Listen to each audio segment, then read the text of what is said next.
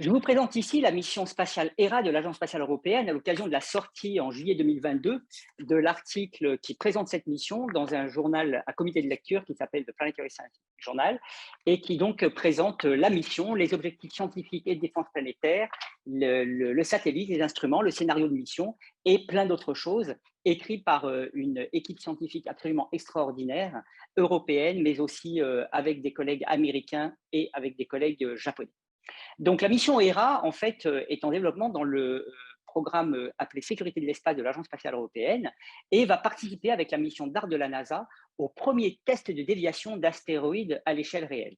Alors, il faut savoir en fait que ce type de mission qui consiste à tester notre capacité à dévier un astéroïde eh bien, a été étudié dès les années 2000 à l'Agence spatiale européenne. Donc, l'Europe a vraiment été pionnière dans les missions de déviation puisque début 2000, eh bien, l'Agence spatiale européenne a sollicité 6 experts dont je faisais partie pour recommander une mission spatiale dédiée au risque d'impact. Nous avions recommandé une mission qui s'appelait Don Quichotte, qui était constituée d'un projectile appelé Hidalgo et d'un orbiteur appelé Sancho, qui avait pour but eh bien, de rencontrer un astéroïde avec d'abord le projectile tapant sur l'astéroïde et l'orbiteur mesurant l'effet de l'impact, la déviation produite et les caractéristiques de l'astéroïde.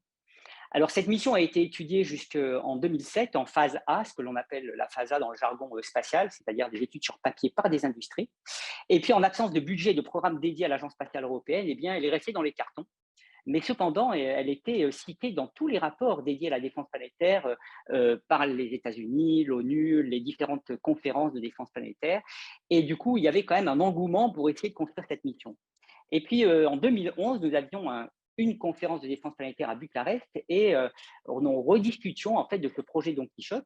Et en rencontrant un de mes collègues américains, Andy Chang, qui est au laboratoire Applied Physics Labs aux États-Unis, eh bien, nous sommes penchés sur ce problème de savoir comment est-ce qu'on pourrait la monter cette fois-ci en partageant les efforts sur 2 agences, pour lui la NASA et pour moi l'Agence spatiale européenne.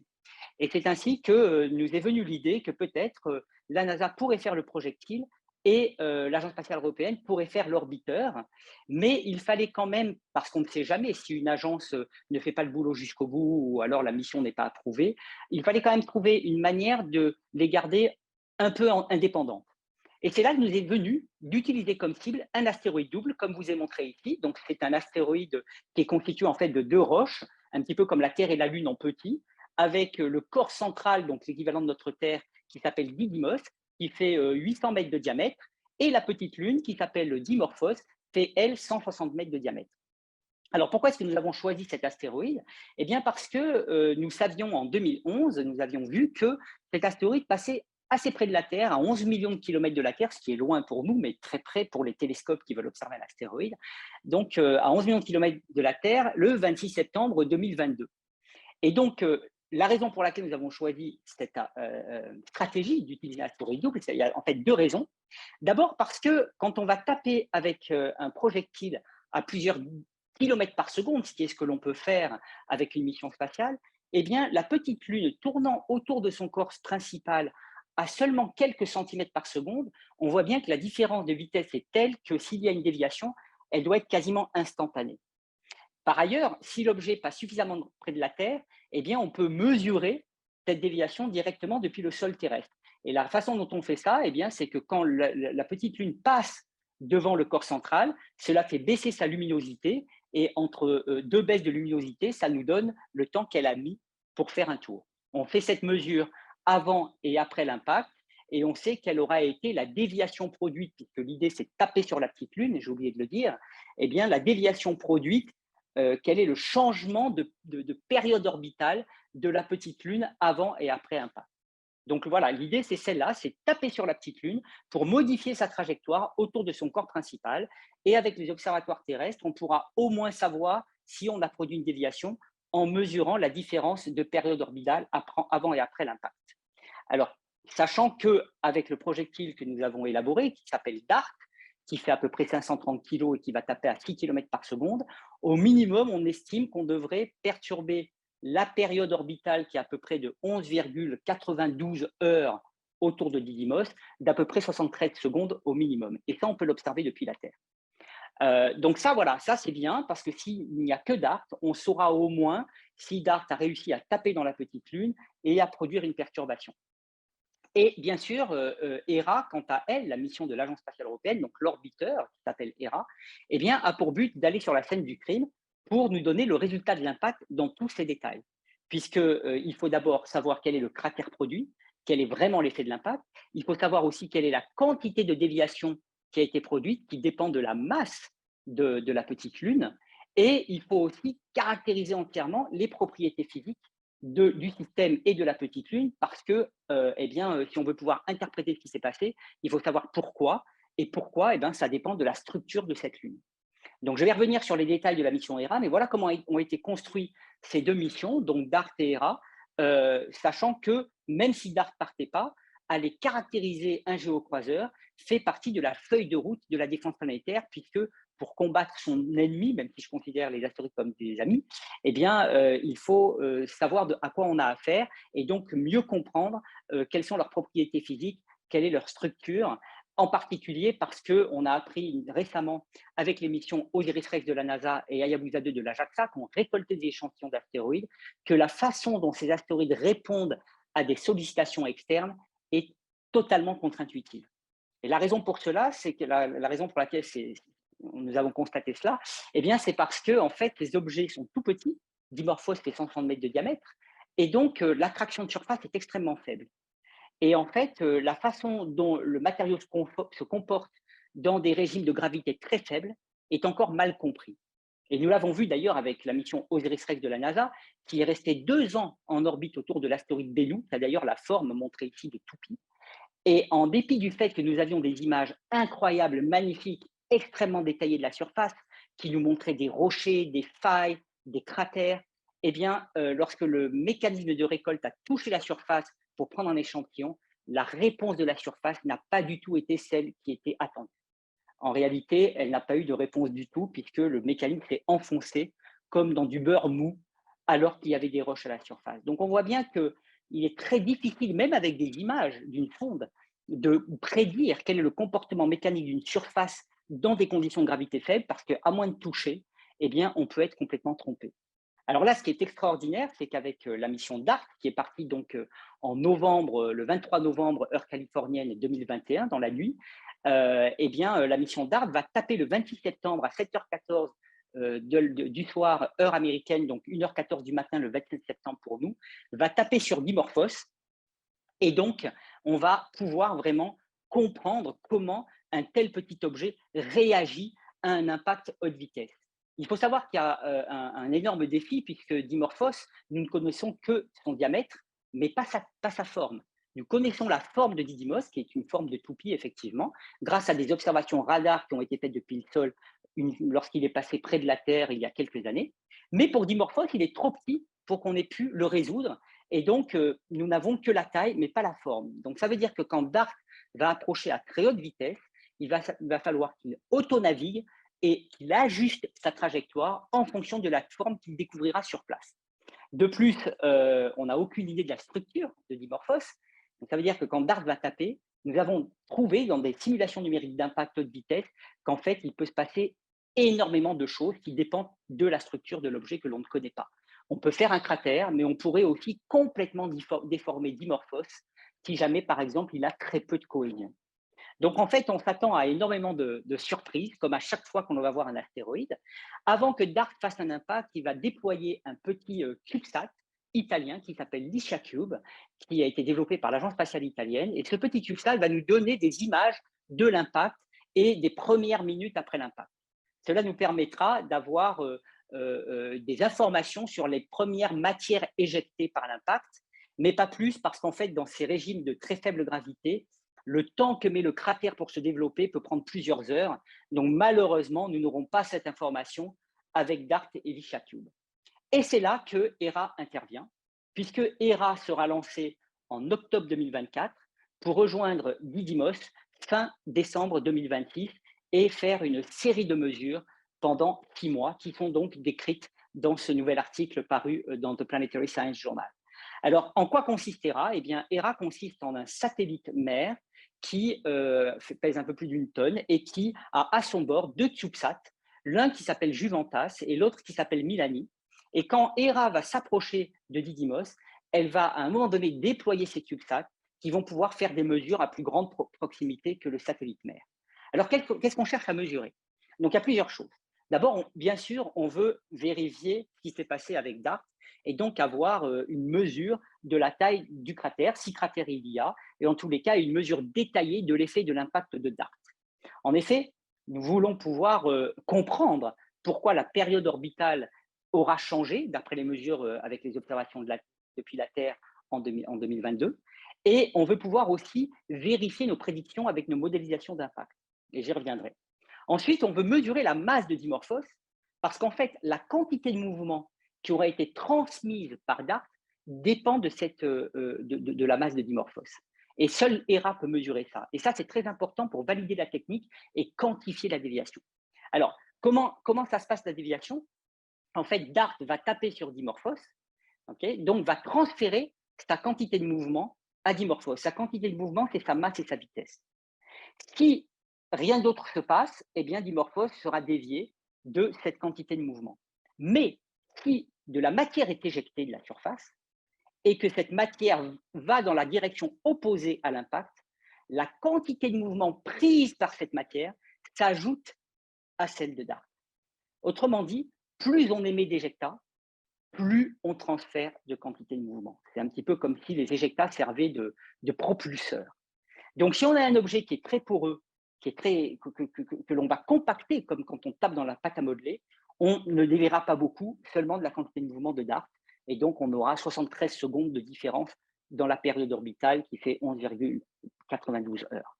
Maintenant, selon les propriétés de la surface de Dimorphos et interne, eh bien, si on émet beaucoup d'éjectats, on pourrait multiplier par même 6 ou 7 la quantité de mouvement de DART. Donc, vous voyez, les intervalles de possibilités sont incroyables et cette mesure-là ne peut être faite que par Hera. Alors, même si Hera arrive 4 ans plus tard, ce n'est pas grave parce qu'en 4 ans, évidemment, à l'échelle astronomique, rien ne se passe. Donc, on pourra faire cette mesure même après coup. Bien sûr, on aurait préféré être là en même temps que DART et c'était le plan initial. Mais quand nous avons proposé une première version de Hera qui s'appelait AIM, pour Asteroid Impact Mission, au Conseil ministériel de l'ESA en 2016, malheureusement, nous n'avons pas obtenu le budget qui permettait de poursuivre le développement et il a fallu réitérer une deuxième fois, optimiser la mission pour la proposer au Conseil ministériel 2019 où elle est passée. Donc ça, ce n'est pas très grave. Donc on va pouvoir mesurer ce résultat de l'impact de DART, comme je viens de le décrire. Et bien sûr, on veut pouvoir mesurer toutes les propriétés de Didymos, puisque celles-ci ont une influence sur le résultat. Et pour interpréter le résultat, il faut avoir les propriétés. Donc, ce que va faire Hera, elle a à son bord des caméras, un imageur dans l'infrarouge thermique qui va nous donner les propriétés thermiques de l'objet, qui est d'ailleurs développé par la JAXA, l'agence spatiale japonaise. Donc, nous avons une contribution internationale pour mon plus grand bonheur d'ailleurs, parce que je travaille beaucoup avec les Japonais. Et nous avons un laser, un Ultimate laser, qui va nous donner des mesures de distance et qui va d'ailleurs contribuer aussi à l'estimation de la masse de Dimorphos et à toute la topographie de surface. Nous avons aussi de la radioscience qui permet, en suivant la trajectoire de la sonde, de mesurer comment elle est perturbée par la masse de Dimorphos. Ça contribue aussi à l'estimation de la masse.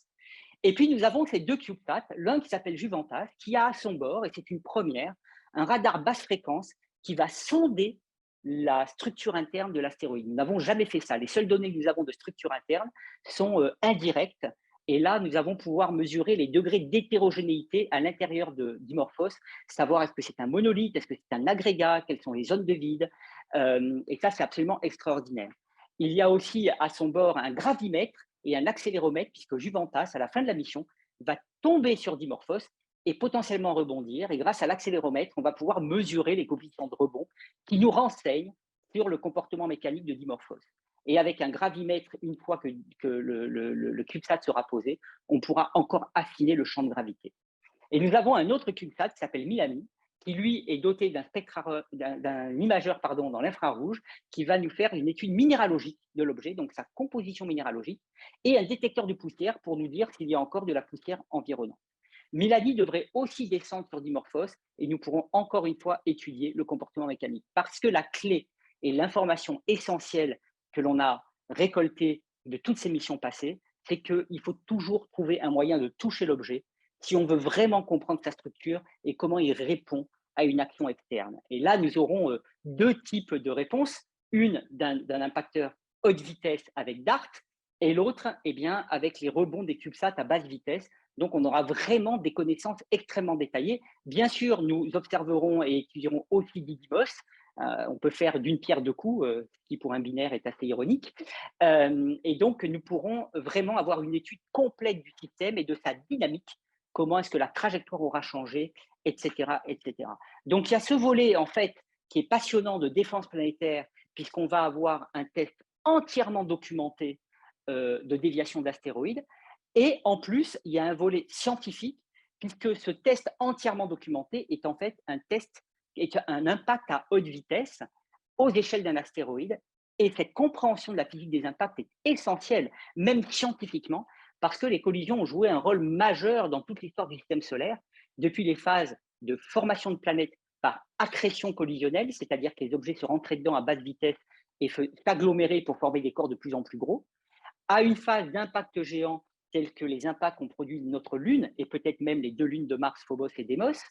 Et on est maintenant dans une phase destructrice où que vous regardiez dans le système solaire, toutes les surfaces solides sont peuplées de cratères. Et dans la ceinture des astéroïdes entre Mars et Jupiter, les astéroïdes se rentrent dedans et génèrent des nouveaux fragments qui parfois sont envoyés sur des trajectoires croisant la Terre. Et en fait, pour pouvoir élaborer un scénario réaliste de l'histoire collisionnelle du système solaire, il nous faut avoir les bons paramètres pour décider ce qui se passe quand deux objets se rentrent dedans. Et pour l'instant, ces paramètres nous sont donnés par les expériences en laboratoire sur des cibles de taille centimétrique. On tire avec des canons à double étage à plusieurs kilomètres par seconde sur des cibles de taille centimétrique et on valide nos modélisations numériques d'impact à ces échelles-là avec ces expériences et on espère qu'en utilisant ces mêmes modélisations aux grandes échelles, elles fonctionnent toujours. Mais en fait, on n'en est pas sûr et en l'occurrence, certaines expériences passées nous ont montré que c'était loin d'être certifié. Et donc, grâce à DART et ERA, nous allons avoir une expérience d'impact entièrement documentée à la bonne échelle, qui nous permettra de vérifier nos modélisations que nous pourrons ensuite appliquer à l'histoire du système solaire et à l'étude de ce qui se passe quand deux astéroïdes se rencontrent. Et ça, c'est absolument passionnant avec des grandes implications. Par ailleurs, nous allons étudier un astéroïde double. Nous avons à peu près 15% des petits astéroïdes qui sont doubles et on s'intéresse à savoir comment se forment ces astéroïdes doubles. Alors, nous avons élaboré des scénarios qui ont été publiés, mais qui dépendent intimement de la structure de ces objets, de leurs propriétés physiques. Et donc, grâce à ERA, nous allons pouvoir contraindre ces scénarios en donnant les propriétés et vérifiant quel scénario aboutit à la formation d'un binaire en fonction des propriétés réelles. Nous allons pouvoir discriminer entre les différents scénarios proposés. Et puis en plus, enfin, nous allons eh bien, étudier le plus petit astéroïde jamais étudié, 160 mètres de diamètre. Le plus petit pour l'instant, c'est Itokawa avec 320 mètres. Et donc, nous allons pouvoir vérifier à quel point les choses changent quand on descend en niveau de gravité, en niveau d'attraction de surface, puisque, comme je vous l'ai dit, la réponse de ces objets dans des conditions de gravité faible est très contre-intuitive.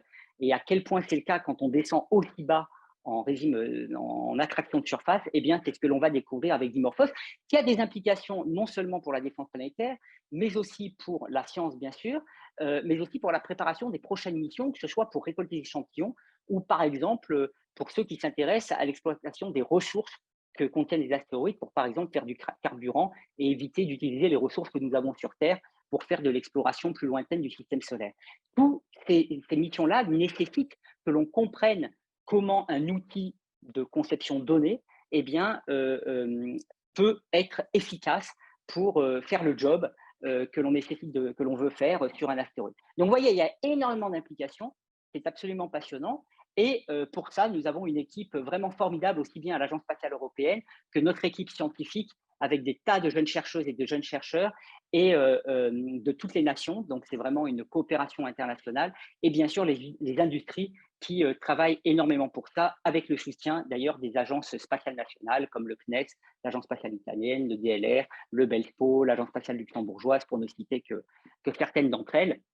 Donc, nous avons un grand soutien et j'insiste aussi sur le soutien de la Commission européenne, puisqu'en fait, comme je le disais tout à l'heure, eh bien, toute cette histoire est née en Europe, même si la NASA va arriver la première avec DART.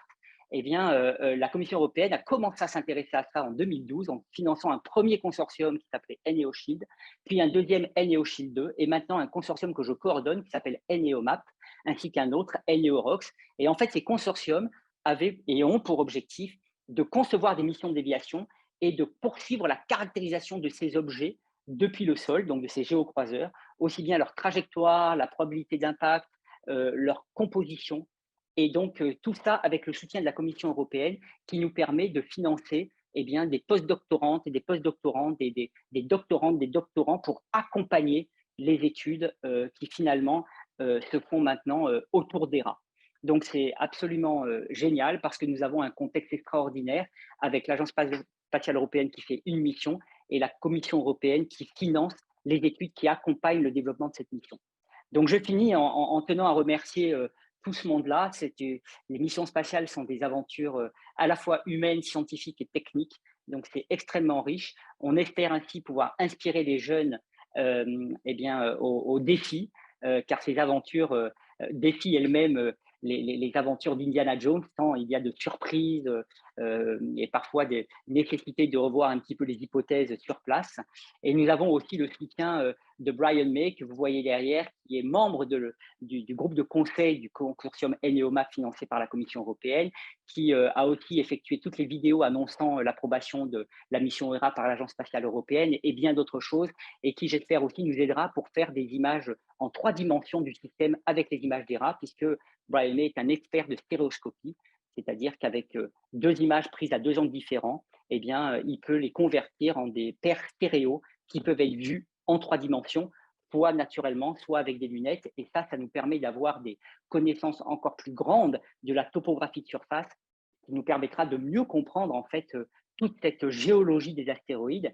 Parce que ce que l'on a aussi compris avec les missions passées, c'est que non seulement les astéroïdes entre eux sont très différents, mais sur un même astéroïde, nous avons une richesse de structures géologiques absolument incroyable. On voit des avalanches, on voit des cratères, on voit des roches avec différentes morphologies. Tout ça sur un même rocher qui pourtant ne subit pas tous les processus d'érosion que subit la Terre. Donc nous sommes encore en train de digérer toutes ces connaissances.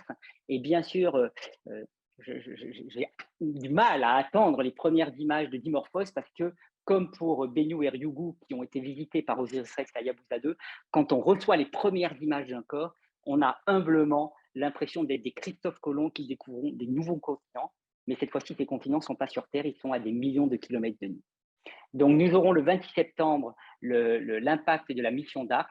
Nous aurons déjà des images produites par la caméra de DART jusqu'à l'impact et par le petit CubeSat LisaCube. Et avec ERA, nous allons vraiment faire une exploration de 6 mois d'un nouveau monde avec des tas de premières.